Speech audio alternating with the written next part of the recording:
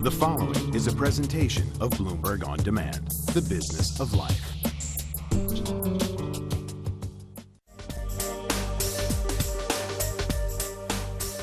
There are roughly 29 million small business owners in the United States. Statistics show, however, that only half of the businesses survive after 5 years. So how do you keep your business up and running successfully for the long haul? One key component is your marketing plan.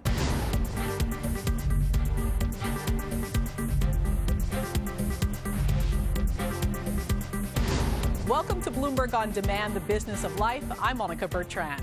Let me give you my definition of marketing. Ira Davidson is the director of the Small Business Development Center at Pace University. It's ascertaining the needs of the customer and fulfilling those needs. Jane Applegate, author of 201 Great Ideas for Your Small Business, says this about marketing a small business. It's online, it's promotional products, it's in-store sampling. You control the message, you're naming the time and the place, and you have a lot of control. You can also track everything you do. Hi, I'm Lizzie. This is my company, Fizzy Lizzie. But where do you start when you're trying to devise a marketing plan? Well, the first thing is to target your market. You better know well who your customers are. The second thing is to start small. You don't want to launch this huge, expensive marketing strategy. And the third thing is to really test how things are going. You always have to have in mind your target customer while you're making all your marketing decisions. Bear in mind that you have to appeal to your target customer. If you don't appeal to your target customer, you're doomed. Marketing decisions generally fall into 4 categories. You can call them the 4 Ps: products, promotion, price, and placement. First is product. This may be something tangible or a service. Almost by definition, they're forced to be more focused when it comes to their product launches in the beginning. I talk about our little marker here. Once you're making the effort to make black markers, well, then you want to logically do blue and red and yellow and green. But how far down the line do you want to go? Is it economically viable to have 150 different markers? Second is promotion. Even if the product is ingenious, if no one knows about it, it doesn't matter. There are plenty of promotional ideas that won't break the bank. The easiest and one of the most effective promotion tools is free. You want to ask your best clients and customers to tell people about you, and that can bring in business that you never thought you'd have. The fact is that human resources and employees are your greatest marketing asset, and each company needs to use those employees to expand their business and expand the relationships that they have with clients. Trade shows are a very effective promotional tool, but they can be pricey. But there are ways to reduce costs. You don't have to have the giant corner one with the 40 by 40 foot spread. You can have a small one, and again, share one with a non-competitive company. Trade shows are an excellent way for a new company to obtain new distributors. They're a great way to obviously sample prospective customers, and they're also really important, I think, for relationship building with existing customers. And don't be afraid to get creative with promotional ideas. We collaborate with other fashion entrepreneurs, women who actually have wonderful branded products, and they want to reach out to new audiences, and then we offer their products to get a moisturizer, get an awesome pair of earrings, and really trying those more daring promotions that, one, keep our costs low for us, but two, also, help another person to collaborate and spread the word of their brand, and then in turn, they would do offers that would feature ours as a gift with purchase. One of the most creative things we've done is set up a van outside on the street. It was an unmarked van, actually, on which we put a sign up that said, answer 4 questions and get a free bottle of Fizzy Lizzie. We were actually doing some market research. We definitely won some new customers that way because we gave them a bottle of Fizzy Lizzie afterwards. It's important to maintain relationships, but building new ones should also be a priority. You're always trying to reinvent yourself, find a way to get the message out again so that your old regular customers who have kept you going all this time have a new reason to come in, and you can also reach out to a new customer base. Number 3 is price. The right pricing matters just as much as product and promotion. First of all, do not base your price on cost. Be aware of your cost, But don't base your price on cost, because very simply your customer doesn't care. A good place to start is going to the marketplace and comparing your prices to what's already out there. It's about the perception of value, but at the same time, be aware of the competitive nature of the market. Price high until one of two events force you to lower your prices. One, you run out of customers at the higher price. Two, competitors force you to lower your price. The last P is for placement. If you have a product or a service, actually, you really want to try and get your message in front of people at that time when they're most receptive to the message and also most able to pay for it. Putting your marketing dollars at the point of sale is actually extremely crucial and very productive. Businesses cannot ignore the power of the internet. It's pretty much transformed the way we do business. You don't have to have an elaborate website, but you do have to have a web presence, and hopefully a site has your company name and basic contact information. I mean, let people know how to find you. Think about your website as part of the package. If you've got a lousy website, people are not going to buy there. You want it to be inviting. Social networking is essential for expanding your network. Between Twitter, Facebook, and these beauty bloggers who themselves engage in these tools, it becomes, it's really critical mass that you're looking for, and it's a critical part of your marketing mix, definitely. If you're thinking about using video, it's pretty easy to create a spot and link it to your website. You can make a pretty slick commercial for, under $1,000. But if that doesn't fit into your marketing budget, a self-produced commercial may be one way to go. We have polished brand videos about the brand, but we also have personalized videos on each product. You can buy a flip video camera and get some basic editing software and put a free YouTube player on your site, and all of a sudden you've got a video clip. After the marketing plan is put in place and customers are rolling in, it's important to find out where the business is coming from. We all get coupons, it has a little code, or if you order something on TV, put a tracking code on things. It's the only way you're going to know how the response is going. And I'm also a huge fan of surveying customers. When somebody walks into your store, ask them, how did you hear about us? If you have a web sale, put a tracking code and ask people, what's the referral source? So let's recap. Marketing is an essential tool for growing a small business. Remember the 4 Ps when devising your plan. The first P is for products. Remember your target audience. Start small and remain focused. Then there's promotion, promotion, promotion. Word of mouth does wonders, and it's free. Trade shows can be effective. The cost can be split by leasing space with a non-competitor or by renting a smaller, less expensive booth. And get creative. Think outside the box, like Jawara's gift with purchase or Fizzy Lizzie's blind taste test. The third P is price.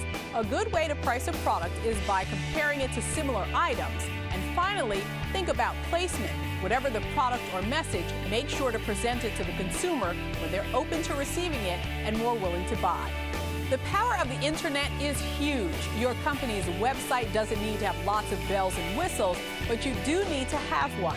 And make sure to highlight the company name, basic product information, and a contact number. And don't underestimate the power of social networking. Twitter, Facebook, and LinkedIn can reach users far and wide.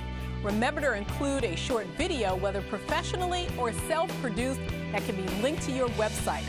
For more information, go to allbusiness.com or the Small Business Association at sba.gov or the American Marketing Association at marketingpower.com. Thanks for watching Bloomberg On Demand, the business of life. I'm Monica Bertrand.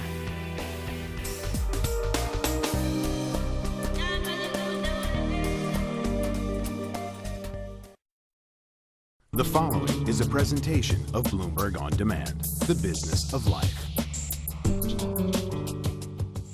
Small business loans and credit. Welcome to Bloomberg On Demand. I'm Monica Bertrand. Starting or even maintaining a business takes a lot of hard work, dedication, and money. Funding your small business can also be a challenging experience, especially over the last several years as banks have tightened credit standards. Fortunately, we were able to fund most of it ourselves. If in the past you had to knock on 40 doors, now that just means you have to knock on 200 doors. All right, 720, please. Business owners are having to work harder at funding their small businesses. Many are getting creative and seeking help from sources they may not have considered before. Increasing, your credit line, given the recession is very tough. One thing that I've done is I've, reached out to people who could help me. I work with a counselor, Greg Callender at the Small Business Development Center at Pace. He's actually often referring me to new potential funding sources. Greg Callender, business advisor at the Small Business Development Center, otherwise known as the SBDC, talks to business owners daily about accessing funds. The banks have definitely raised the bar. We're seeing them demand higher credit scores, less leverage, demonstrated ability to generate cash flow. So I think a lot of small businesses are finding that I need the financing to get this kind of growth, and meanwhile they're saying you need to have the growth to get this kind of financing. I spoke to Bill Dunkelberg, chief economist at the National Federation for Independent Business, and he says a banking relationship is more important than ever. And now it's kind of like going without health insurance. Now you had an accident, you go to the emergency room.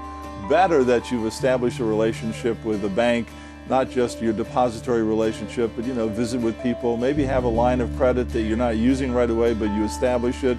You should have done all that ahead of time. The banks are requiring higher credit scores, less leverage. It's just a much more difficult environment. Barbara Weltman, attorney and author of J.K. Lasser's 1001 Deductions and Tax Breaks 2010, says a pristine credit score is key to accessing a line of credit at a manageable interest rate. The higher your credit score, the better interest rate you're going to pay. Banks are going to want a personal financial statement showing their net worth, 3 years of tax returns.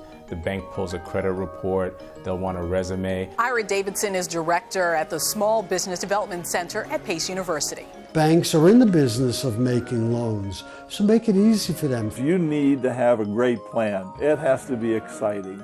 You have to have done a really good job of researching it. The way I read business plans is I read that very first paragraph. If it makes sense to me, if I like what the business is all about, and I think it may be interesting, then and only then will I read the rest of the business plan. Think of it as that 90-second movie preview, okay? It's a snapshot of what's going to be ultimately a 90-minute film. So the idea is in your executive summary, you want to give a brief summary, the major points, so that you can entice the reader to read the rest of the plan. And don't overlook wealthy friends or family members as possible lenders. I do have a family that's helped me with some of the personal investment. Right now I'm not considering it a debt. Eventually it would be great to pay them back, but I think that it's their investment in the company. It's almost like eventually they'll own parts of the company. Customers might be a great way to raise money. Peer-to-peer lending, online sites where you may be able to raise money in that way. Again, family, friends, you got to get creative these days. I had an idea about exchanging haircuts for 1 year, the price of a haircut for 1 year, to fund my shop, instead of going into the bank. The bar towards convincing someone that you are a winning horse to bet on is much higher. That usually means your revenues have to be higher, or if they're not higher and you're going to grow, what's your secret sauce? What's going to keep you ahead of everyone else? And you might also consider venture capitalists and angel investors when looking for additional money for your small business. Venture capitalists manage pooled money in a professionally managed fund. A venture capitalist usually invests in a promising startup business. It's high risk. They're trying to hit home runs, but they're looking for the next Google, where their dollar investment can turn into a $100 payout. An angel investor is an affluent individual who provides capital for a business, usually in exchange for convertible debt or ownership equity. Now, given small businesses' significant role in innovation and economic growth, the government guarantees some loans through the Small Business Administration. The administration is doing their damnedest to ensure that there is capital available for small business. The SBA, except in a disaster scenario, does not lend money. What the SBA does primarily is provide loan guarantees to banks to encourage banks to lend to entrepreneurs. Typically, the banks are looking for the operating cash flow of the business to repay the loan. In the event that the business is unsuccessful and it has to shut down, then the banks will look to the principals of the business, the 20% or more owners, to make good on the loan. If that fails, then the bank will look to the SBA and the SBA's guarantee to try and make them whole. President Obama's economic stimulus package included Small Business Administration loan guarantees for 33,000 loans worth a total of $13 billion. The most popular SBA program is the 7A program. Okay, that's typically used for startups, and there the SBA will guarantee up to 90% of the amount lent to the borrower from the bank. Now, President Obama asked Congress to raise the limit on the SBA's 7A loan guarantee program to include loans of up to $5 million. There are a couple of other SBA programs that are also popular. The 504 program, which is used for fixed assets, usually real estate acquisition. The president also asked legislators to increase the upper limit for the 504 real estate loans from $2 to $5 million and raise the limit on microloans from $35,000 to $50,000. The ARC loan program is one where the federal government, through the SBA, guarantees 100% of the loan amount, and the proceeds are basically used to refinance existing business debt. Let's recap. Establish a sound relationship with a bank. It might make it easier when you're looking to obtain credit. Keep your personal credit up to snuff. Banks often look at a business owner's personal credit history as a basis for a business loan. Create a well-thought-out, honest, and organized business plan. Use all your contacts. Reach out to family and friends and business associates that may want to invest in your business. Consider tapping a venture capitalist or angel investor for additional funding.